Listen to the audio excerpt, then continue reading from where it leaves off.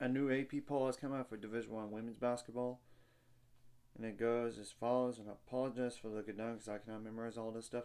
In addition, doing my top 10. I'm not gonna go over any top 25 matchups because from this week to the next poll here, because it's conference tournaments for most of all these teams that are ranked here. So instead, I will go over like all the conferences are done with their regular season. And of course, in separate videos, I'll do all those conferences that are set for their conference tournament coming right up this week. So bear with me on that. In addition, I will do like the latest bracketology which was released. So Texas with 25 first place votes, USC with 6, UConn, UCLA, South Carolina, Notre Dame, NC State, TCU, LSU, Oklahoma. I thought LSU would drop a little bit more given their loss to Ole Miss, but that's just me. Then is Duke, Kentucky, Ohio State, North Carolina, Maryland, West Virginia, Baylor, and they stay put. They only lost to TCU by 3, yet they beat Kansas State by 17 points. Tennessee, Alabama, Kansas State, Oklahoma State, Florida State, Creighton, Michigan State, and South Dakota State. And as you could tell, Louisville's no longer ranked from last poll to this one. So receiving vote teams are Louisville with 40, Richmond with 21, Ole Miss with 15, Utah with 6, James Madison with 5, Iowa with 3, Fairfield with 2, California with 2, and Georgia Tech with 1. And you know what's crazy is, according to the latest bracketology, Ole Miss is a 4 seed. How does that make any sense? I don't know.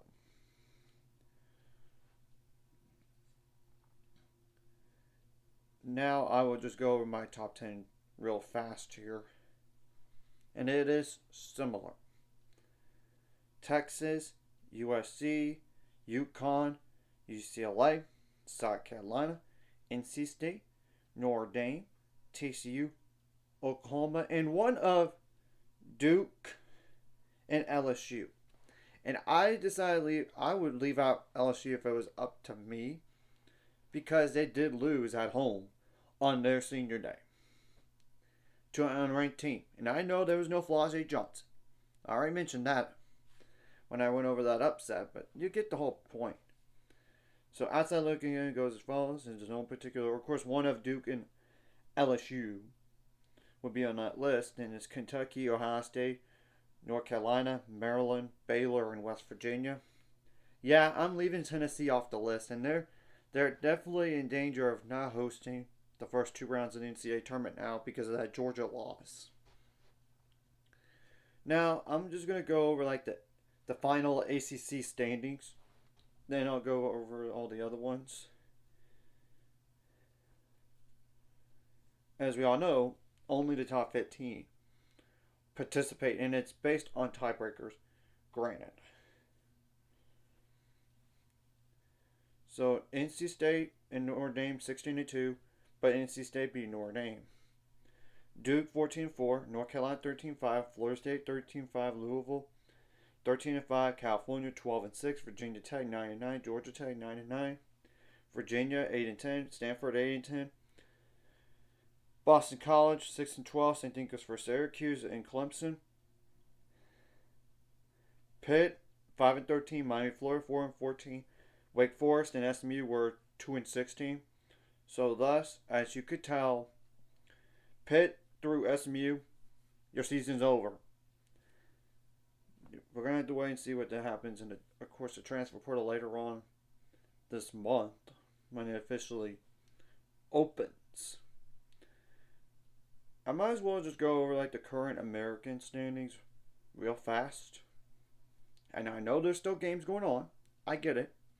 But to give more clarity, like UTSA 16-1, North Texas 14-3, South Florida 13-4, Temple 12-5, Tulsa 10-7, Tulane 9-7, East Carolina 8-9, Rice 7-10, UAB 6-11, Memphis 5-12, Wichita State, Charlotte are 4-13, while Florida University as an FAU is 2-15.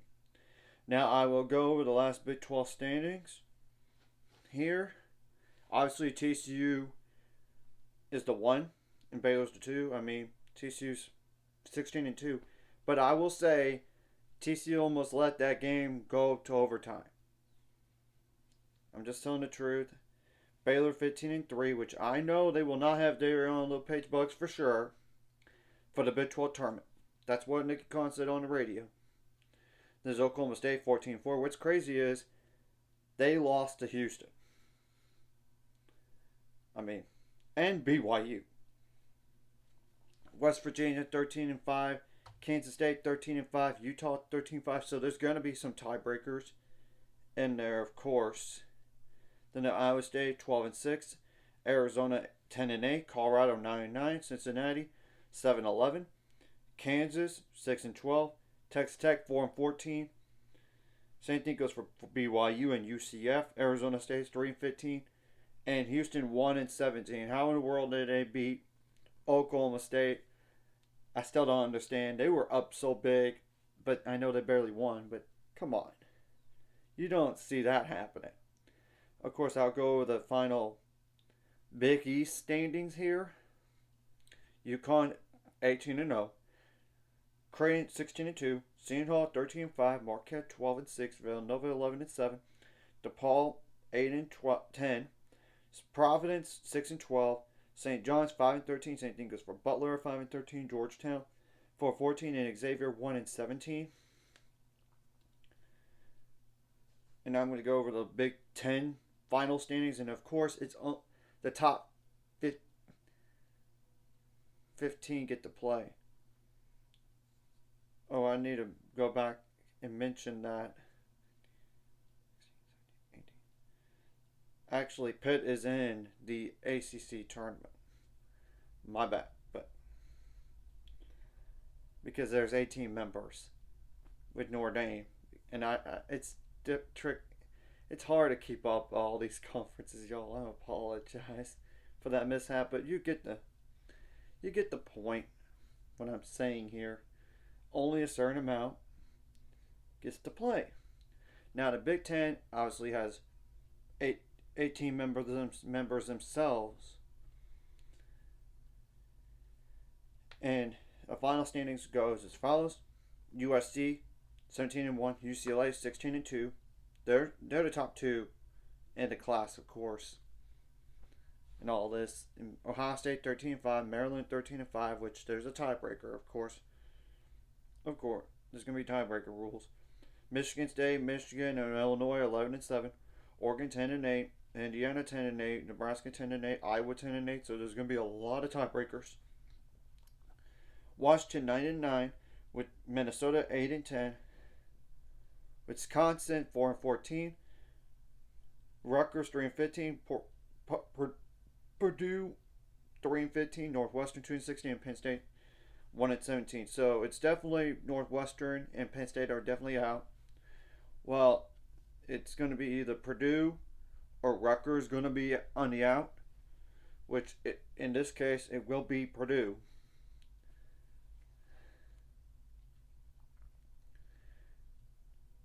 Now I will go over like the current Mountain West ones real fast, and I know there's still games going on. I know a few more in the regular season before their conference tournament. So UNLV 16-1, Wyoming 13-4, Colorado State 12-5, San Diego State and New Mexico are 10-7, Fresno State 8-9. Air Force 7-10, Boise State 6-11, Nevada 6-12, Utah State and San Jose State are 3-14. Now I will go over the SEC final standings.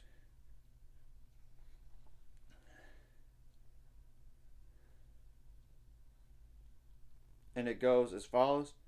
Well, they had to literally do a flip of a coin on who's going to be the 1 seed. It's South Carolina 15-1. Same thing goes for Texas 15-1.